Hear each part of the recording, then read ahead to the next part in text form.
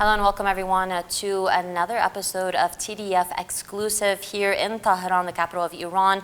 With me is my esteemed guest, Dr. Amina Khan, Director of Afghanistan, Middle East, Africa, the Institute of Strategic Studies. It's a pleasure to have you with us, Doctor. Thank you. It's a pleasure to be here. Thank you very much. Well, I do want to start off, as we are here and as I understood it's the third time you actually have been attending Iran. How has the atmosphere of the forum itself, how have you found it? Well, I was here back in 2022 for the last format, but I have to say this time, the bar has been raised.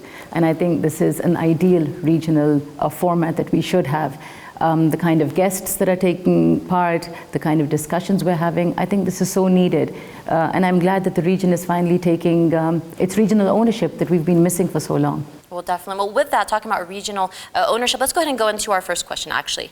Can third-party mediators, for example, such as the UAE, Saudi Arabia, or even the UN itself, reinvigorate dialogue, or will, in your opinion, bilateral mistrust and domestic politics perpetrate a deadlock? Well, I don't know whether you're aware, but Pakistan has always been open to third-party mediation.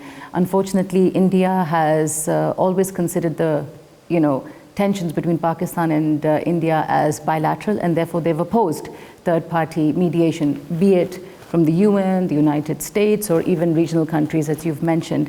But I think the recent misadventure that did take place on India's part, and the fact that they reached out to a third party for mediation, I think is a very unique and pivotal moment in the history of the bilateral relationship. I think Pakistan is open to it, but as long as I think the negotiations revolve around, I would say, three key factors. One is ensuring a durable and lasting ceasefire, which I think is essential for the people of both countries, but also the region. Also, the restoration of the Indus Waters Treaty, because I don't think water should be weaponized, and unfortunately we have seen this taking place.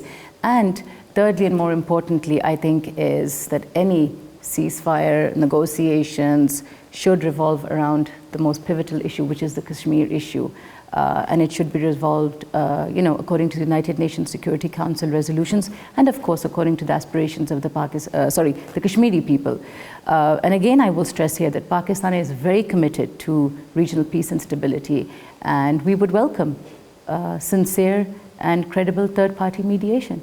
Well, Dr. Amina, as you did mention a bit about the water problem, how vital the situation is, how might climate-related pressures, for example, the shared water disputes over the Indus River, of course, reshape conflict dynamics, acting as either a catalyst or even cooperation or a trigger, perhaps, for escalation? Well, I think it's a double-edged sword. That both countries are vulnerable to climate change, and they're vulnerable to droughts, floods, and whatnot, and we've seen this. So again, I will stress here that I don't think water should be weaponized. There's immense opportunity for both countries to work in terms of the fact that, the Indus Basin is a shared framework where both countries benefit from the waters. And just for our viewers, Dr. Amina, you did mention that both sides have to be willing. How willing is Pakistan, according to you? Well, I think Pakistan, again, as one has seen over the past several years, has been open to dialogue, but not at the cost of their sovereignty and territorial integrity. And certainly, when you have one country, sadly, that tolls around with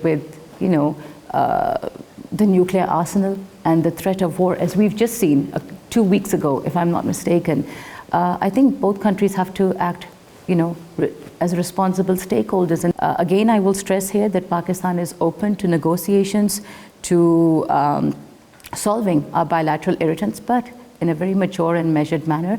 And there has to be respect on both sides, and we cannot toll with the threat of war all the time, as we have seen. Yes. Well, with that, let's go over a bit to our third question. When we are talking about nuclear deterrence, Doctor, will the nuclear deterrence actually continue to prevent a full-scale war, or could miscalculations and asymmetric warfare actually, for example, drone strikes, also cyber attacks, as we do know, lead to unintended consequences? Well, I think nuclear deterrence has held so far, because this is not just about India and Pakistan, it's going to affect the region, and therefore this is not something that can be taken lightly. We have to really look into the dangers of what this could mean. But I think that still better sense has prevailed, primarily because, look, we've seen in the past as well, no matter how tense the relationship has got. I think historically we've seen both countries, stopping just before crossing the red line, number one. Number two, remember, the costs of this will be, mutually on both India and Pakistan. So I think that mutual vulnerability is there. And the one, I suppose, constant factor has been international pressure on both sides to not cross the red line. And again, I think it's very important for both countries, particularly I will say India in this case, not to take unilateral actions. Dialogue is always, there's a solution to it. And when you take unilateral actions, you can only test the patience of a country to a certain extent. Please do remember that Pakistan did act in a very mature and restrained manner, but then of course it had to respond. And I'm glad that, we've seen temperatures lower, but again, the threat is always there. But I'm hopeful that nuclear deterrence will stand. Is it a soft border solution, or is there, a soft border solution for Kashmir feasible actually, or will demographic and territorial hardening undercut the viability of past frameworks, perhaps like the SEMIA agreement, in your opinion? The Shimla one. Yes, I think, look, again, I'll go back to, Pakistan's principal stance that, we are open to dealing with the issue, but it has to be based on the UNSC resolutions. And the fact that in 2019, India again took a unilateral decision by changing the constitutional status of Kashmir has again further strained the relationship. So right now, I do not, even though I would like to be an optimist, but no, I don't see this whole issue of open borders unless and until the integral question of Kashmir's future is addressed. And this has to be, again, on the consensus of what the Kashmiri people want as well.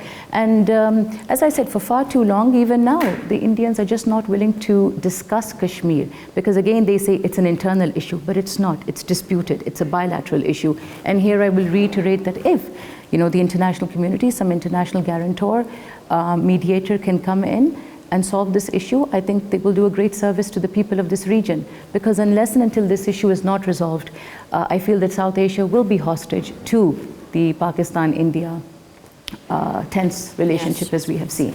Well, Dr. Amina, we have around, I believe, a minute and a half left. My last question, as you have been here at the forum, do you believe that more events such as this, where you said at the beginning that they involve dialogue and discussion specifically for the region, do you believe if there are more events like this that it could perhaps solve this or at least give some type of solution to the problem that we're speaking about? Well, certainly. The Tehran Dialogue Forum, the fact that it's dialogue and it's based on dialogue, we've seen that any conflict in the world, military means are never the solution, so I think dialogue is essential. And again, the fact that Iran has been able to bring all the regional and extra-regional and international parties on one platform is certainly welcoming, and I think we need more platforms, more credible platforms like this one. Well, in around 30 seconds, could you perhaps finalize or give some final words for our viewers who are watching in regards to Pakistan and what's going on there right now? Well, I think we're a very resilient nation, and again, I will reiterate what I've been saying since the beginning of this interview, that Pakistan is a very responsible state. It's committed to regional peace and stability. I think this region has immense potential, but I think it has to be tapped into because for far too long we have depended on the West to bail us out. And I think we have to focus on regional ownership. And again, I'll come back to the TDF. This is one way of doing it. Exactly. Well, with that, I'd like to thank you very much, Dr. Amina Khan, Director of Afghanistan, Middle East and Africa Institute of Strategic Studies. A pleasure to have you with us. Thank you. Thank you very much. Well, viewers, again, thank you very much for watching this TDF exclusive, and goodbye.